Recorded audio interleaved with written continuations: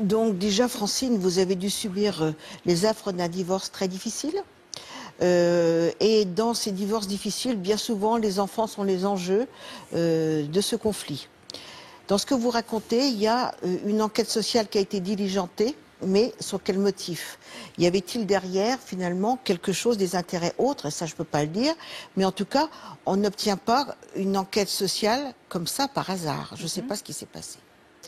Donc le but est effectivement, comme vous l'avez dit, de récupérer les deux enfants. Mais dans la plus fragile, ou celle qui était la plus proche de votre mari, je pense, a été à son insu l'objet d'une aliénation parentale. Je crois qu'il y avait des injonctions, pardon, Sophie. Non, juste moi, ce que j'aimerais comprendre, ça avait l'air de très bien se passer au début, puisque vous aviez trouvé des arrangements avec votre belle-mère, votre mari, prenez votre fille cadette, tout. Qu'est-ce qui a envenimé la situation?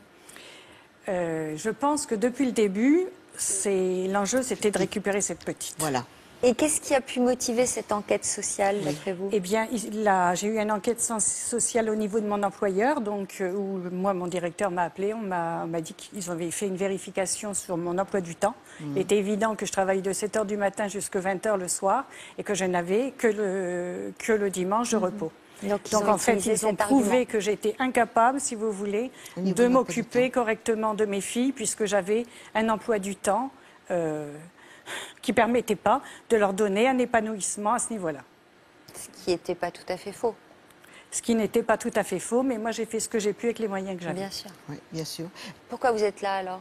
Je suis là parce que dans l'espoir, je ne sais pas si ça arrivera un jour, qu'elle puisse écouter ce témoignage en disant que bon, pour moi, elle a été manipulée, et que moi, dans mon cœur et mon corps, elle est toujours là. Il faut toujours garder le contact. Mais je crois que j'ai perdu le lien, ça a été le tort que j'ai eu. Il ne faut jamais perdre le lien. Ah, c'est sûr que je l'ai perdu, ce lien. Alors, je vais poser ma question autrement. Qu'est-ce qui fait qu'aujourd'hui, vous avez eu le déclic pour venir sur notre plateau? Je ne l'ai pas eu seulement aujourd'hui. J'ai eu par l'intermédiaire de sa sœur. Je lui disais, parle-lui, quand tu vois ta sœur, parle-lui de moi.